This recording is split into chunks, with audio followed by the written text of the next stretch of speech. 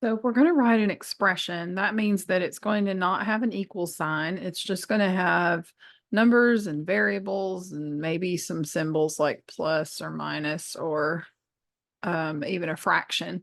So if Reese reads 26 pages per hour, and we're to write an expression for the number of pages she reads in H hours. Okay, so there's our variable. The variable is the letter that we're using here. And per almost always means multiply. For every hour that she reads, we can add another 26 pages, but it's every single hour that that happens. And so we would say that's 26 times H or 26 times H like this.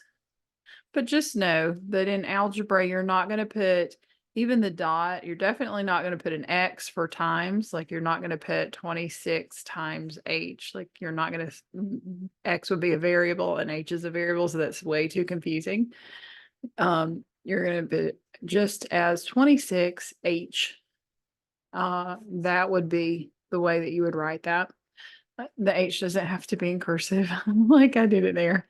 But yeah, you would just have 26H. So meaning 26 minutes times however many hours.